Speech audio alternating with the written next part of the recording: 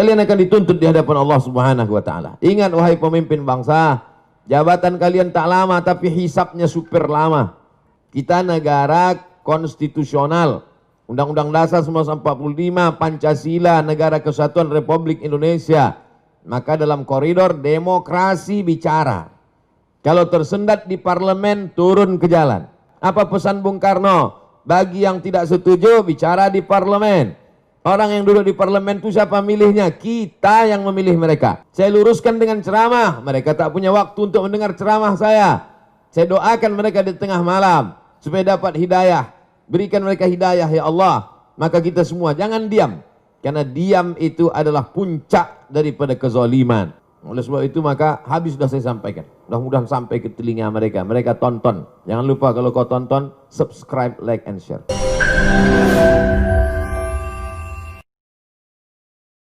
Jangan lupa subscribe, like, and share. Menghadapi kebijakan-kebijakan pemerintah yang tidak adil ini. Silakan Ustaz. Penyakit umat yang paling mengerikan adalah penyakit tidak mau tahu. Aku tidak khawatir, kata Sayyidina Ali, aku tidak khawatir tentang baik dan buruk.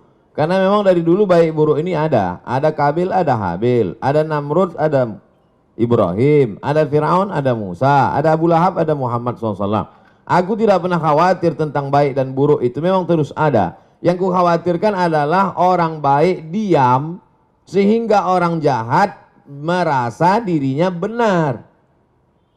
Jadi ketika orang baik diam melihat kebatilan, kata Imam Abu Ali Ad-Daqqaq, as-sakitu 'anil haqqi syaitanun akhras.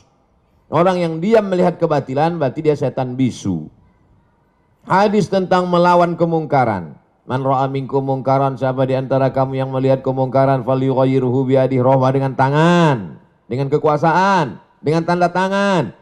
Fa illam yastati, kalau tak sanggup fa bilisani, dengan lidah. Ustadz, guru, alim ulama, bicara kalian. Fa illam yastati fa biqalbi, tak juga sanggup dengan hati. Tapi jangan lupa dengan hati itu adzalika adhaful iman. Itulah selemah-lemah iman. Saya tidak dengan tangan karena saya tak punya kuasa. Tanda tangan saya tak laku. Dulu masih berlaku di KRS. Sekarang tak jadi dosen pun tak laku lagi. Hanya untuk tanda tangan meresmikan masjid aja. Tapi kalian yang punya tanda tangan, kalian akan dituntut di hadapan Allah Subhanahu wa taala. Ingat wahai pemimpin bangsa, jabatan kalian tak lama tapi hisapnya super lama. Jabatan kalian sekejap tapi hisapnya amat sangat lama di hadapan Allah. Yauma yaqumul hisab. Pada hari itu ditegakkannya hisab.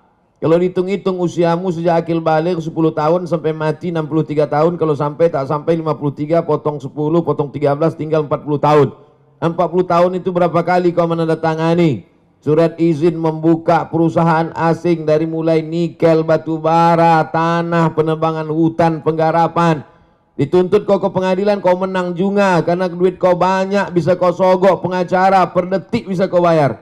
Tapi di akhirat, al-yawma nakhtimu ala afwahim, mulutmu terkunci, wa tukallimuna aydihim, tanganmu akan bicara. Inilah tangan yang dulu menandatangani persetujuan. Wa tashhadu arjuluhum, kakimu akan bersaksi. Sekarang orang bicara tentang integritas, berkarakter. Inilah integritas. Oleh sebab itu tanggung jawab kita adalah jangan diam melihat kebatilan. Kita negara konstitusional. Undang-Undang Dasar 1945, Pancasila, Negara Kesatuan Republik Indonesia. Maka dalam koridor demokrasi bicara. Kalau tersendat di parlemen, turun ke jalan. Turun ke jalan itu adalah bagian dari demokrasi. Kita bukan negara monarki, tidak lagi di kerajaan Sriwijaya. Kita bukan kerajaan Siak Sri Indrapura. Kita adalah negara Kesatuan Republik Indonesia. Apa pesan Bung Karno? Bagi yang tidak setuju, bicara di parlemen. Orang yang duduk di parlemen itu siapa milihnya? Kita yang memilih mereka. Maka orang yang kita pilih itu kalau dia salah, kita yang meluruskan mereka. Saya luruskan dengan khutbah Jumat. Mereka tuh tidur waktu saya khutbah. Saya luruskan dengan ceramah. Mereka tak punya waktu untuk mendengar ceramah saya. Saya doakan mereka di tengah malam supaya dapat hidayah.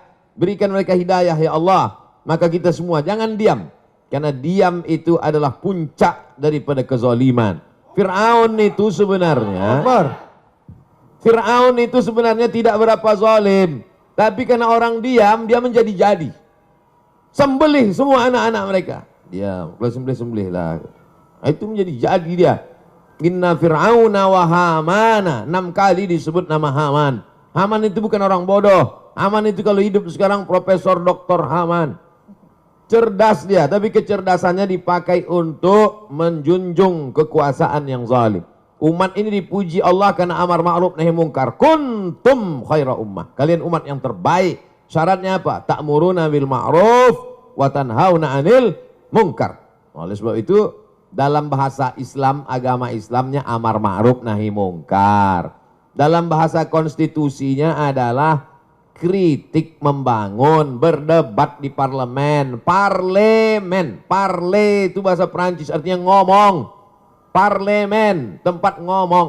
Kau didudukkan di situ untuk ngomong, bukan untuk tidur.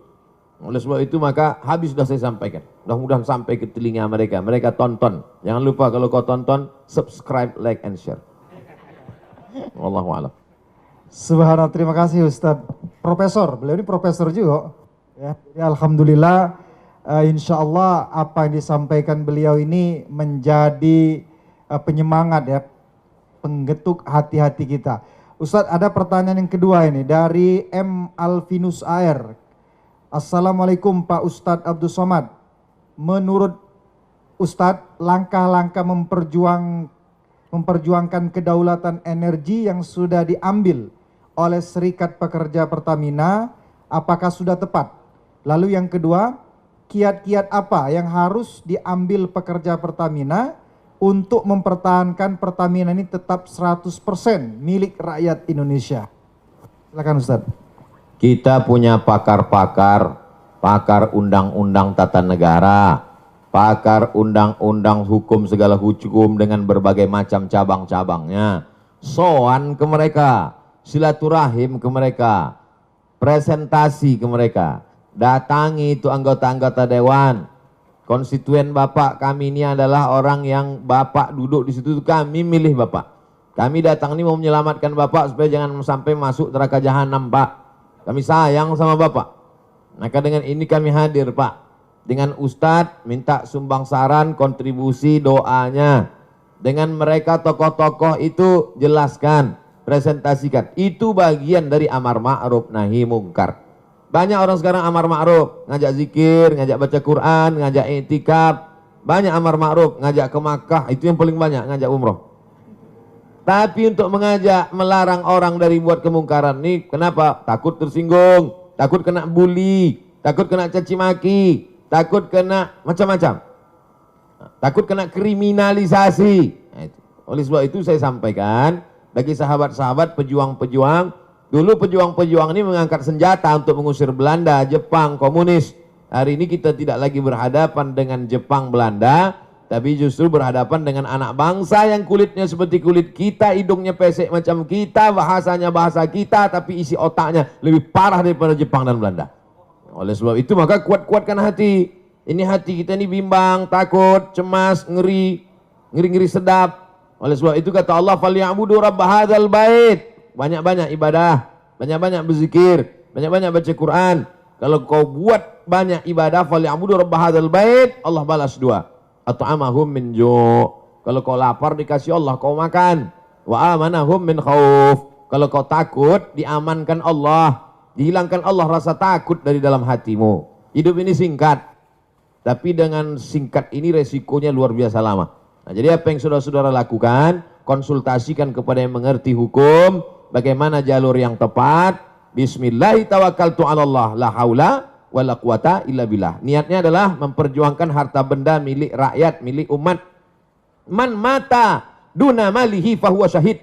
Siapa yang mati membela harta bendanya, matinya mati syahid. Nah, itu Nabi yang ngomong begitu, bukan saya. Wallahu a'lam bishawab. Terima kasih Ustadz Abdul Somad. Tampaknya ada lagi pertanyaan, begitu antusias masyarakat Kota Palembang dan Sumatera Selatan menanyakan pertanyaan-pertanyaan ini. Datang lagi pertanyaan dari Haji Ian Suyanto. Assalamualaikum Ustadz Abdul Somad. Bagaimana caranya agar satu pengelolaan negara mau melaksanakan amanat Undang-Undang 45 pasal 33. Lalu yang kedua, masyarakat mau memahami tentang bahaya privatisasi energi secara nasional. Lalu yang ketiga, ketika hati pemimpin masih dibuka oleh Allah Subhanahu wa taala untuk amanat, maka itu semoga ada keberkahan dan keselamatan bagi rakyat. Tetapi bila hati mereka tertutup, maka upaya apa yang bisa diperbuat oleh rakyat? Nah, ini yang ketiga, ini agak ngeri-ngeri sedap, Ustaz. Silakan, Ustaz. Bagaimana caranya supaya satu pengelolaan negara mau melaksanakan amanat Undang-Undang 45 Pasal 33 bahwa bumi, air dan segala isinya untuk dikuasai negara untuk kemakmuran rakyat. Bagaimana supaya mereka mau? Ya semua harus bicara. Anak-anak muda di kampus jangan diam saja. Dulu tahun 98 waktu saya masih mahasiswa sebelum ke Mesir, itu ketika mahasiswa diam dia itu dikirimi kolor sama BH dari Jakarta. Artinya bencong kalian, kenapa tidak bicara? Suarakan aspirasi. Sampaikan, kalian kan mengerti. Mahasiswa itu kan membaca, mahasiswa itu yang paling bisa menyuarakan karena dia tidak punya kepentingan. Kalau perusahaan-perusahaan pimpinannya mungkin takut, kepala-kepala daerah mungkin takut banyak catatan dosanya. Tapi mahasiswa, di mana letak? Kalau waktu jadi mahasiswa aja sudah tidak punya idealisme, apalagi nanti sudah menjadi pejabat. Oleh sebab itu semua bicara, mahasiswa bicara, tokoh masyarakat bicara, mak-mak milenial juga bicara. Di grup-grup WhatsApp itu jangan lagi bicara tentang artis itu, ini segala macam. Yang mubazir tak tentu arah. Itu namanya dosa kering. Dosa kering itu artinya berdosa kering, tak ada manfaatnya. Tak ada dunia, tak ada akhirat. Oleh sebab itu speak up, bicara. Yang kedua, masyarakat mau memahami tentang bahaya privatisasi. Bagaimana supaya masyarakat ini paham? Termasuklah hari ini. Hari ini yang bicara bukan Abdul Somad. Kalau Abdul Somad yang bicara, orang akan tahu apa Abdul Somad tentang minyak? Paling tahu dia minyak jelantah. Tapi ini yang bicara adalah serikat pekerja. Mereka ngerti. Bahasanya gue bahasa simpel, sederhana. Bahasa-bahasa yang mudah dipahami masyarakat. Dosen-dosen di tengah komunitas Civitas Akademika, mahasiswa di kampus. Karena kampus itu otaknya. Kalau sudah otaknya rusak, ya error lah semua. Kampus itulah puncak intelektual. Dosen-dosen itu, guru-guru besar itulah orang manusia-manusia suci itu zaman dulu. Orang-orang yang bisa menulis baca zaman dulu itu diberi fasilitas khusus oleh raja-raja. Kenapa? Karena mereka lah orang-orang suci yang selalu memberikan aspirasi, masukan. Jadi kalau mereka sudah diam, takut nanti tidak mengalir uang ke kampus, takut nanti tidak ada tunjangan, nah ini bahaya karena otak sudah rusak. Sengaja dijauhkan Allah, lambung itu jauh dari otak. Supaya apa? Supaya otak kita itu beda dengan otak-otak. Itu maka dijauhkan Allah Ta'ala. Nah, oleh sebab itu maka ini semuanya mesti sadar. Kesadaran nasional. Ada yang mengatakan taubat nasional. Orang taubat itu kan setelah sadar. Kalau nggak sadar gimana mau taubat? Ketika hati pemimpin masih dibuka Allah untuk amanat, maka semoga ada keberkahan dan keselamatan. Tapi bila hati tertutup, upaya apa yang diperbuat oleh rakyat? Tak ada doa lain, tak ada jurus lain kecuali doa silahul mu'min. Doa. Ittaqu da'watal mazlum fa innahu la turad. Takutlah kamu doa orang teraniaya. Minyaknya diambil orang asing, dia disuruh beli minyak lebih mahal pula dari tempat asing itu. Pengelolaannya dikhianati, dia teraniaya, terzolimi. Jangan sampai kau tak mau berdoa. Panjatkan doamu di tengah malam saat orang lain sedang tertidur pulas. Kau sedang membangun sebuah hubungan dengan Allah secara khusus. Maka mintakan kepada Allah, berikan hidayah pada mereka ya Allah. Bina mereka ya Allah. Sudah bolak-balik tak juga kau bina, binasakan ya Allah. Jangan sampai binasa. Karena kita diutus, kata Nabi, lam ub'ats la'anan. Aku tidak diutus untuk memberikan laknat, tapi aku diutus wa ma arsalnaka illa rahmatan lil alamin. Mudah-mudahan yang punya kekuasaan, yang tanda tangannya masih laku, yang jabatannya masih hebat, diberikan Allah hidayah sehingga kekuasaannya, jabatannya itu menjadi rahmat untuk semesta alam. Terima kasih. Terima kasih Ustadz Abdul Somad. Ada lagi pertanyaan keempat.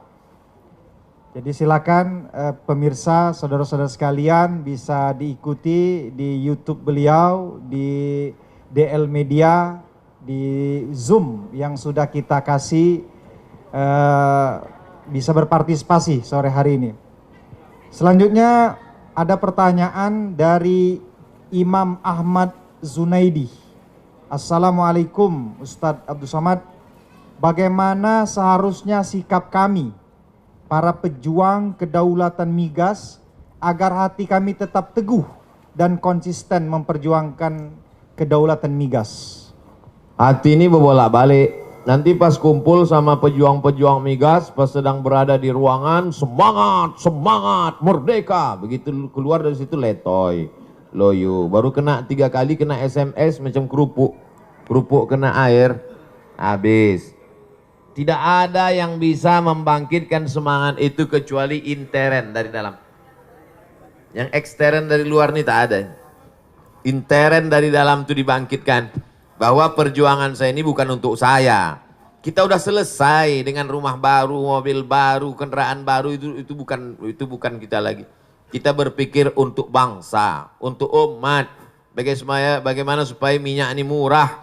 Bagaimana supaya 67% tambah 12% tadi kembali untuk rakyat ini.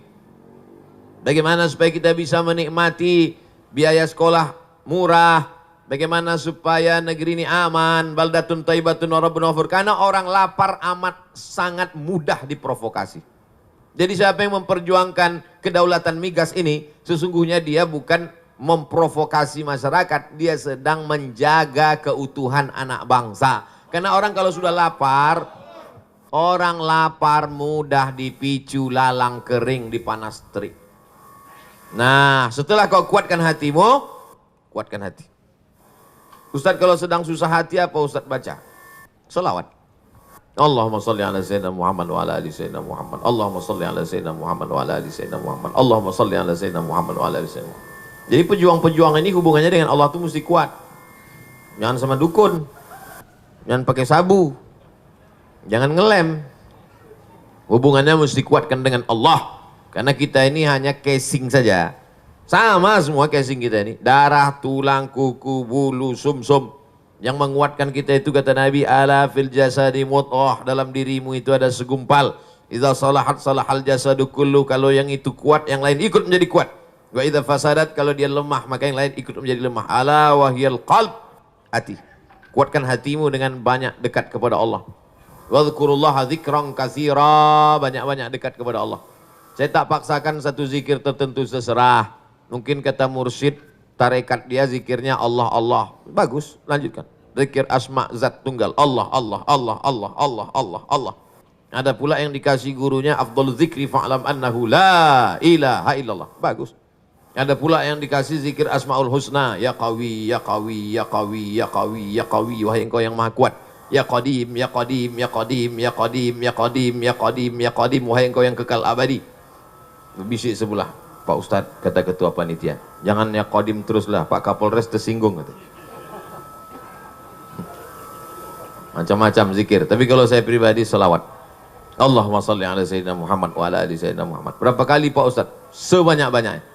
Siapa yang mengamalkan 100 kali, 500 kali, 1000 kali, bagus, itu untuk latihan. Tapi puncaknya unlimited, tak lagi dihitung. Jadi kalau gua kuat di dalam, hilang rasa takut kita. Besarkan Allah Ta'ala dalam dirimu, dalam hatimu, dalam jiwamu, maka kecil semua manusia yang kau pandang. Saya sekarang ini melihat semua ini kecil. Kenapa? Karena sedang di atas. Kecil semua, gedung-gedung, mobil-mobil kecil. Kalau kita berada di atas, maka kecil kita melihat sesuatu. Oleh sebab itu, dekatkan dirimu dengan Allah, sehingga kecil, remeh-temeh kau lihat masalah-masalah dunia. Kau angkatkan tanganmu kepada Allah. Allahu Akbar. Perjuanganmu, jihadmu adalah memperjuangkan migas supaya balik kepada umat, balik kepada anak bangsa. Demikian. Subhanallah. Beliau tadi menjelaskan begitu komprehensif. Kalau tadi legislatif, kena nasihat, yudikatif, kena juga mahasiswa. Jadi bergerak bersama serikat pekerja ini bukan memprovokasi, kata beliau, tetapi menjaga. Bentuk menjaga inilah sesungguhnya yang harus kita berikan jempol. Artinya masih ada anak-anak bangsa ini yang peduli. Maka puncak intelektual adalah di kampus. Maka mahasiswa sebagai agen perubahan, ya juga harus ikut menyikapi. Tidak bisa hanya serikat pekerja atau hanya kelompok-kelompok kecil, tapi juga mahasiswa sebagai agen perubahan atau pusatnya intelektual harus ikut berpartisipasi. Karena apa? Ini menjaga kedaulatan, bukan hanya kepentingan Pertamina, tapi kepentingan bersama untuk anak cucu kita yang akan datang. Ustaz Abdul Somad, nampaknya masih ada pertanyaan, Ustaz. Karena masyarakat Palembang dan Sumsel ini tampaknya tidak mau menyia-nyiakan waktu. Karena mereka tahu untuk nanya langsung ini susah. Maka kesempatan ini dipakai dengan sebaik-baiknya. Dari Basuki apa ini? Oh, Santoso ya. Saya kira Basuki yang situ nanti. Kepada Ustaz Abdul Somad, Assalamualaikum. Ustaz Abdul Somad, jika direksi, ini bicara direksi nih.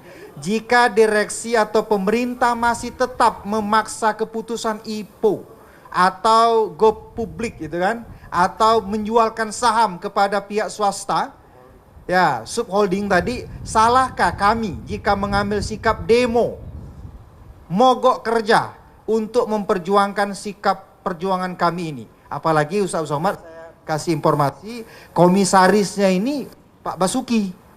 Ya betul Pak?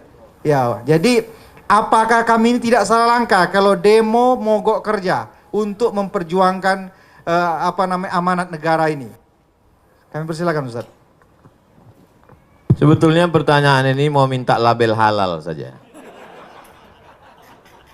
Yang perlu dimintakan label halalnya itu kalau benda itu haram.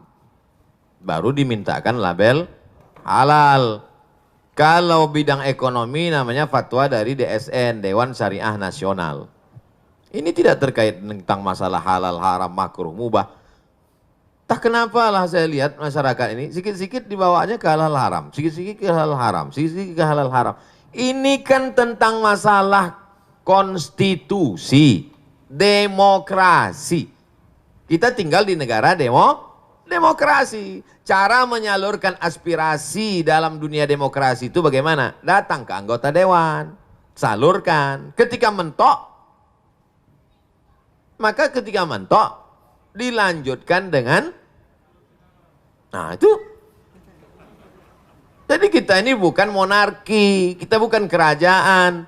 Dalam negara kerajaan, kalau orang melawan itu ditangkap. Tapi dalam negara konstitusi, Pancasila, demokrasi, maka kita dibenarkan itu. Tapi bukan dengan cara anarkis, bukan dengan menghancurkan, tapi untuk menunjukkan. Di Malaysia namanya unjuk perasaan. Karena perasaan kita itu di dalam, mau kita tunjukkan. Udah kita tunjukkan bolak-balik ke pakar-pakar, mereka pun sebetulnya dalam hati mereka, aku takut, turun aja lah kalian, katanya. Sebetulnya gitu mereka. Nah itu, jadi dapatlah dipahami dari yang saya sampaikan tadi. Saya tidak bawa-bawa hukum halal, haram, makruh, mubah menurut hadis Rasulullah, menurut ayat Al-Quran. Nanti begitu kata saya, kata yang tak setuju, dia pakai ayat, akhirnya perang ayat. Jamaah ini bingung, nggak jadilah Pak Ustadz. Kita pakai saluran demokrasi. Cara menyalurkan aspirasi dalam negara demokrasi, 2 jalur. 1 jalur melalui legislatif, parlemen, bicara mereka di sana. Mentok di parlemen, pakai jalur 1 lagi. 2 jalur. Kenapa tak dipakai 2-2? Mubazir. Jelas. Bagi yang cerdas bisa jelas. Kurang cerdas, makan otak-otak. Wallahu a'lam. Jadi 2 jalur itu yang harus kita tempuh. Melalui parlemen, ada juga demo atau bahasa aktivisnya parlemen jalanan. Dua-duanya dijamin oleh negara karena itu adalah hak demokrasi, berbicara di muka, menyampaikan pendapat di muka umum.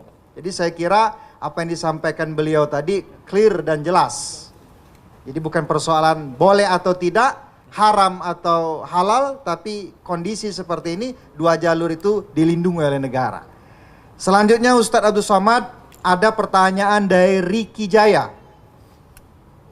Politik negara sangat mahal, sehingga yang terpilih selalu berpikir balik modal.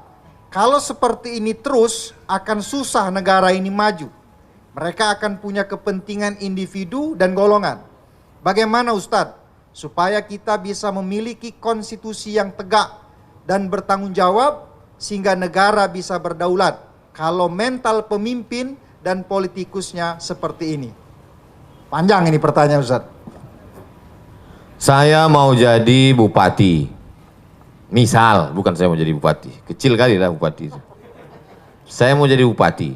Anggota legislatif di kabupaten itu 50 orang. Maka saya sogok satu anggota dewan itu 1 miliar. Pilih saya. Maka cukup modal saya 50 M. Duduk. Itu kalau pakai sistem dulu. Dipilih oleh anggota dewan.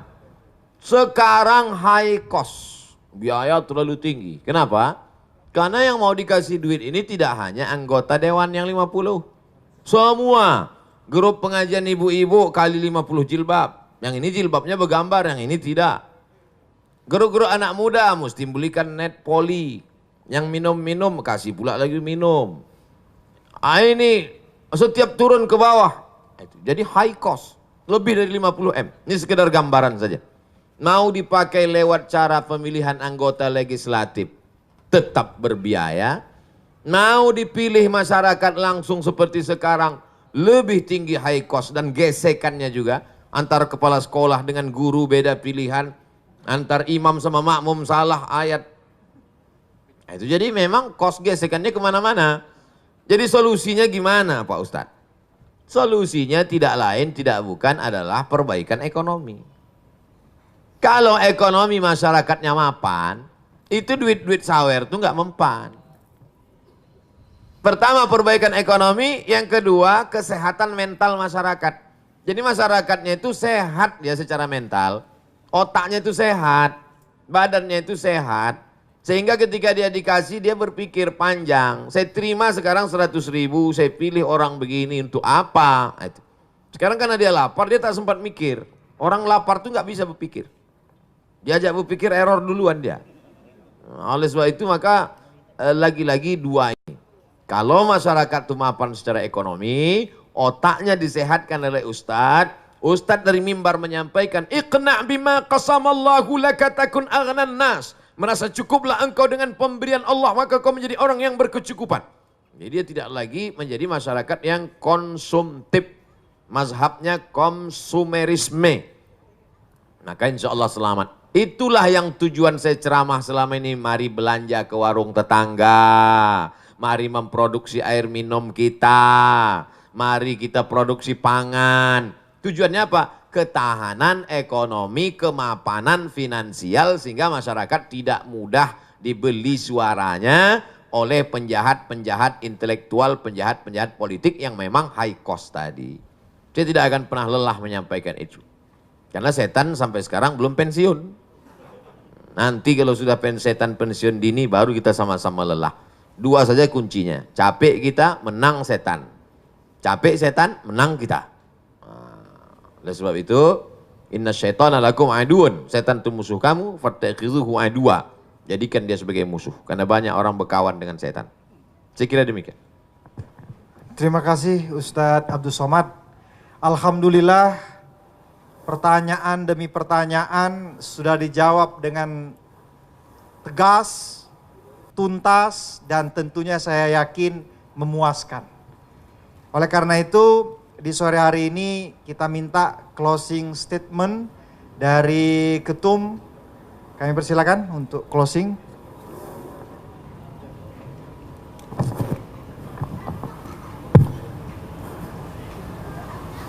Baik, terima kasih Pak Ustadz atas pencerahan dan juga diskusi pada sore ini. Namun di akhir daripada diskusi sore ini, kami selaku Serikat Pekerja akan menyampaikan statement ataupun closing daripada statement ini. Yang pertama, apakah kita akan menuju ketahanan, kemandirian atau kedaulatan energi? Itu adalah sebuah pilihan. Pilihan berarti prioritas. Memprioritaskan juga mengedepankan satu hal dan mengesampingkan atau menomorsatukan hal yang lain untuk efektivitas pencapaian tujuan. Mengingat sumber daya yang terbatas, bangsa ini harus determinasi, prim dan berpendirian. Sumber daya alam yang dikelola menjadi energi ialah kekayaan kolektif bangsa. Sebagai kekayaan kolektif, pemanfaatannya juga tidak boleh bersifat sektoral, regional, ataupun tersegmentasi. Masalah energi ialah masalah kedaulatan bangsa. Kedaulatan yang memiliki rentang horizon luas dan panjang, bahkan abadi, melebihi siklus dan periodisasi politik. Selain itu, kebijakan pengelolaan energi harus memiliki dimensi yang terintegrasi dengan tujuan bernegara, yaitu terciptanya masyarakat yang adil dan makmur. Itu tidak instan, tetapi memerlukan konsistensi, ketangguhan, sekaligus keluasan untuk Indonesia yang lebih baik. Dan juga Pak Ustadz, pada saat ini juga Serikat Pertamina Persatu tengah bertujuan dengan mengajukan judicial review ke MK, ke Mahkamah Konstitusi terkait pasal 33 ayat 3 dan 2 dan 3 Undang-Undang 45, dan juga berjuang di Pengadilan Negeri Jakarta Pusat dalam upaya penyelamatan aset terbaik bangsa ini. Kami dari SPP RU 3 FSPB memohon doa Pak Ustadz dan juga para alim ulama yang ada di Kota Palembang dan sekitarnya, mungkin hadirin yang hadir sempat join di MTIM ini, dan dukungan dari seluruh elemen bangsa agar BUMN yang merupakan warisan perjuangan bangsa ini dapat terus eksis dan terhindar dari pecah belah oleh kepemimpinan segelintir oknum yang mencari keuntungan dan dari rusaknya sistem negeri ini. Apa yang kita perjuangkan hari ini akan menjadi legacy yang kita wariskan untuk anak cucu kita kelak. Peran serta seluruh elemen bangsa sangat dibutuhkan untuk menyelamatkan bangsa ini dari keterpurukan yang sudah di depan mata. Bersama-sama merapatkan barisan, menentang kebijakan penguasa terkait holding, subholding Pertamina dan IPO, anak usaha Pertamina. Kita tidak akan biarkan begitu saja kekayaan alam bangsa ini dilepas dari Ibu Pertiwi, karena ini adalah amanat Undang-Undang Dasar 1945 pasal 33. Takbir, Allahu Akbar. Mungkin itu statement dari sikap SPP RU 3 Pertamina Refinery 3 Pelaju untuk berharap kepada alim ulama memberikan doa dan supportnya. Terima kasih kepada Saudara Ketum yang telah menjelaskan maksud dan closing statement pada sore hari ini. Selanjutnya kita minta closing statement dari Ustadz Profesor Haji Abdul Somad LCMA PhD. Kami persilakan. Dari Pancasila, pesan dari founding father pendiri bangsa. Apa mereka pesankan melalui Pancasila? Keadilan sosial bagi seluruh rakyat Indonesia. Itu yang pertama. Dari Undang-Undang Dasar 1945, apa pesan mereka dulu? Mereka sudah mati, meninggal dunia. Tapi ini legasi, warisan yang mereka tinggalkan sampai hari ini. Undang-Undang Dasar 1945, pasal 33 ayat 3. Bumi, air, segala yang ada di dalamnya dikuasai oleh negara dan dipakai untuk kemakmuran bangsa Indonesia. Itu dari Undang-Undang Dasar 1945. dan sebagai seorang muslim. Ini yang ketiga. Pancasila, Undang-Undang Dasar, sekarang sebagai seorang muslim. Saya sudah lepas. Kalau saya nanti ditanya di akhirat, hai Abdul Somad, sudah bicara engkau tentang sholat? Sudah. Sudah bicara engkau tentang puasa? Sudah, ada bukunya. Tanya jawab puasa Ramadan. Sudah bicara kau tentang haji dan umrah? Sudah aku tulis buku 66 tanya jawab. Sudah bicara kau tentang minyak, batu bara, sumber daya alam Indonesia, kedaulatan migas? Sudah bicara tepat pada tanggal 17 Agustus 1945 di atas langit Sriwijaya, Sumatera Selatan. Saya sudah bicara, ya Allah, sudah kusampaikan. Sampaikah itu ke hakim Mahkamah Konstitusi? Aku tak tahu. Entah mereka ketakutan tak jadi. Dan hakim Mahkamah Konstitusi Judicial Review akan ditanya oleh ahkamul hakimin, hakim yang maha bijaksana. Hai hakim, kata Allah, mobilmu plat merah, hidupmu, anakmu, binimu digaji oleh negara. Sudahkah kau sokong Pancasila, Undang-Undang 45? Kata hakim, aku tak bisa karena barang itu belum masuk. Oleh sebab itu, semua mesti bekerja sama untuk menggolkan ini, dan semuanya tak ada membawa nama-nama pribadi, tapi ini akan menjadi warisan untuk terselenggaranya keadilan sosial bagi seluruh rakyat Indonesia. Itulah 3 poin statement closing yang dapat saya sampaikan. Terima kasih Ustadz Abdul Somad dan Ketum yang sudah menyelenggarakan acara talkshow pada sore hari ini. Untuk mengambil keberkahan dari pihak panitia, langsung meminta Ustadz Abdul Somad memimpin doa kebangsaan. Dari Palembang, kita gemakan untuk Indonesia Raya. Ala hazihi niyah al-Fatihah. A'udzubillahi minasyaitonirrajim. Bismillahirrahmanirrahim. Alhamdulillahirabbil alamin arrahmanirrahim maliki yaumiddin. Iyyaka na'budu wa iyyaka nasta'in. Shiratal mustaqim. Shiratal ladzina an'amta 'alaihim ghairil maghdubi 'alaihim waladdallin. Amin. Allahumma salli ala sayyidina Muhammad wa ala ali sayyidina Muhammad. Allahumma inna natawassalu ilaika bihaqqi nabiyyika Muhammad sallallahu alaihi wasallam wa alihi at-thayyibin at-tahirin wan nabiyyin was-siddiqin wasyuhada was-salihin. Kami memohon kepada Engkau dengan kemuliaan Nabi Muhammad, dengan kemuliaan para nabi-nabi, dengan kemuliaan para wali-wali.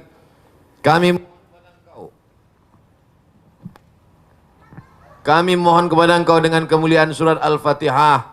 Antuballigh maqasidana, sampaikan segala niat baik kami ya Allah, supaya hasil alam bangsa Indonesia ini kembali kepada bangsa Indonesia, tidak dikuasai lagi oleh pihak asing ya Allah.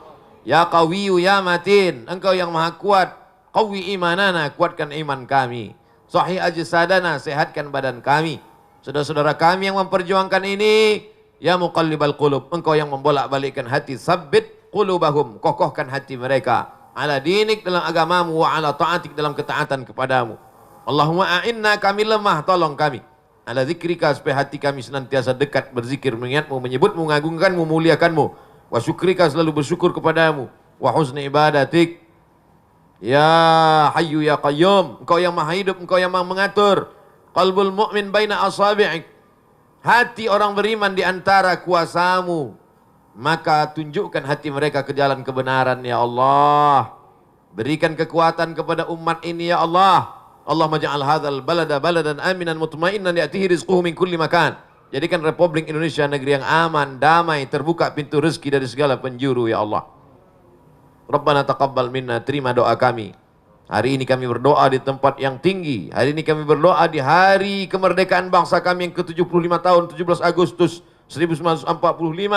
Berkat para syuhada, berkat para ulama yang memperjuangkan negeri ini dengan teriakan Allahu Akbar, mengusir penjajah Jepang, Belanda, kafir, laknatullah alaihim ajma'in.